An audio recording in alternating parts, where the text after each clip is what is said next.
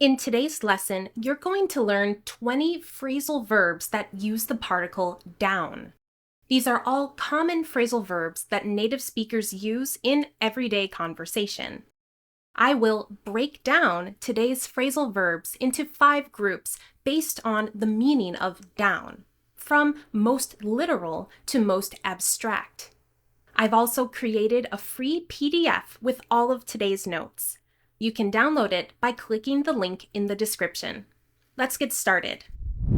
Let's start with the use of down to indicate a physical direction or position. If someone falls down, they move suddenly from their usual standing position to the ground. This is accidental. There's a difference between the single verb fall and the phrasal verb fall down. Let's compare 2 sentences. The leaves fall from the trees. This is something that we expect to happen every year. There's nothing unusual or accidental about this. The athlete fell down and hurt his knee. This was not intentional. It was probably the result of tripping on something or slipping on something. Next, we have put down something or put something down. This is a separable phrasal verb that requires an object. It means to take something that you're holding and put it onto a surface, like a table or a floor. My arms are getting tired. Can I put down these bags? Please put the box down carefully. There's glass inside. Phrasal verb number 3 is to write down something, or write something down. This specifically means to write something on a piece of paper. I like to write down new vocabulary words that I see. Do you have a pen? I need to write this down. You may also hear people use the phrasal verb jot down. This is a little more informal, and usually you jot something down very quickly. So you can spend an hour writing something down, but it only takes a moment to jot something down. Let's expand the meaning of down to talk about a decrease in something. If something decreases in amount, level, price, etc., then it goes down.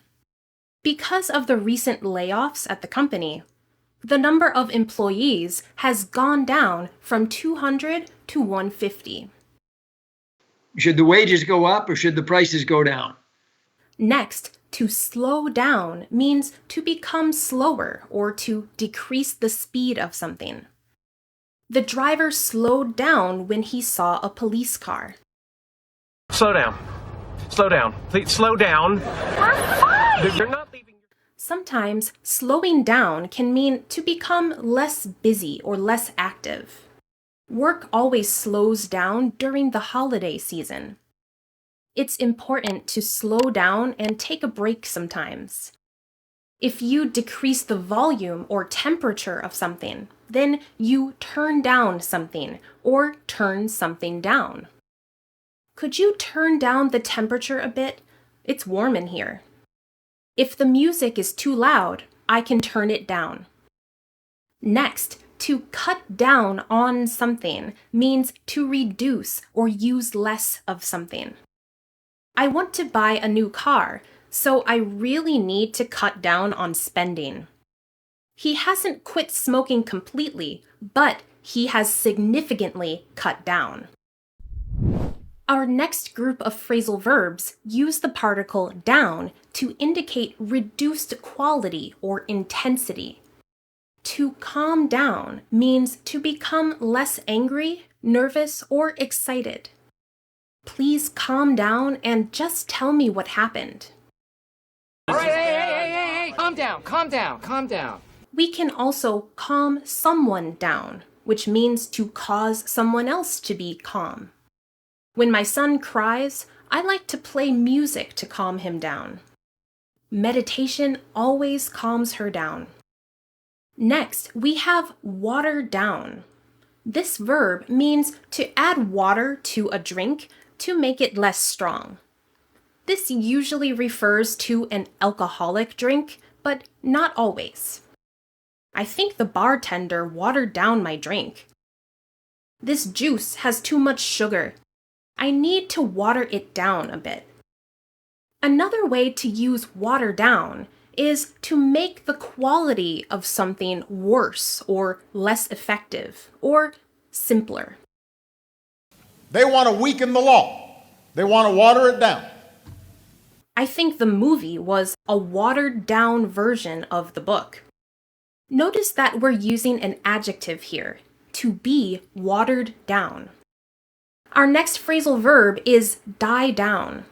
Don't worry, it's not as bad as it looks. If something dies down, then it gradually becomes less strong. I waited until the rain died down to leave the house.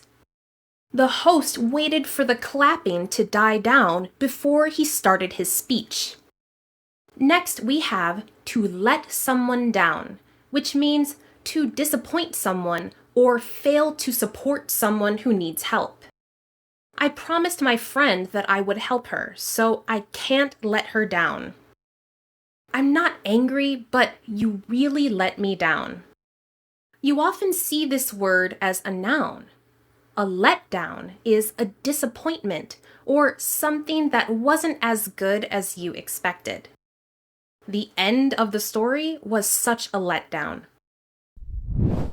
Many times, the particle down is related to some kind of negative reaction, like if something fails or if something is destroyed. An example of this is the phrasal verb break down. If a machine breaks down, then it stops working correctly. My car broke down on the highway. Our air conditioner has broken down 3 times this year. Another common way to use this verb is when someone can't stop crying, especially in public. He broke down and cried when he heard the news.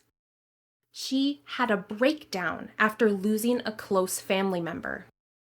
A breakdown, as a noun, is a serious emotional condition that makes it difficult to deal with normal situations. Next, something can shut down or you can shut something down. This means that an operation stops.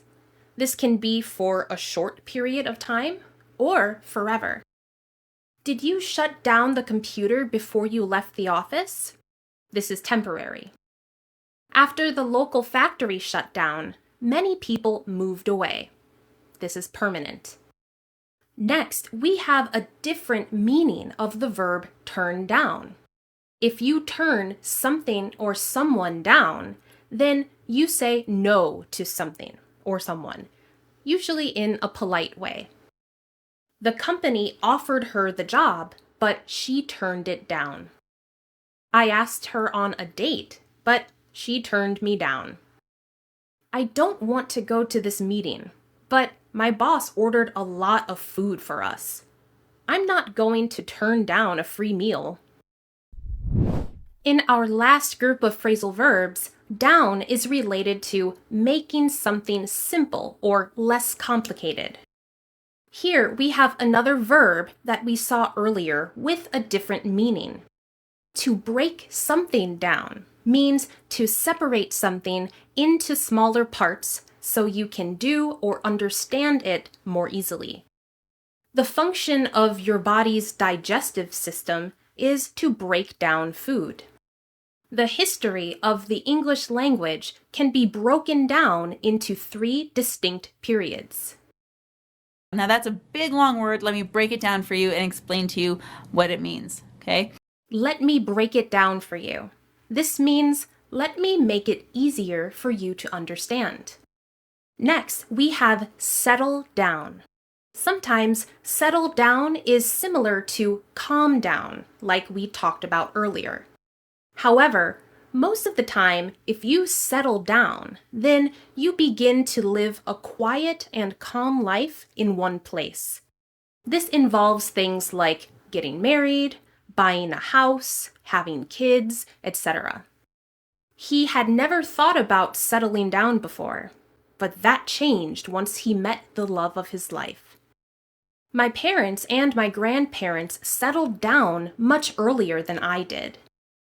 If you narrow something down, then you reduce or limit the number of choices you have. The investigator is trying to narrow down his list of suspects. My boss interviewed 15 people for the position, and he has narrowed it down to 2 people. Here, it refers to the range of options.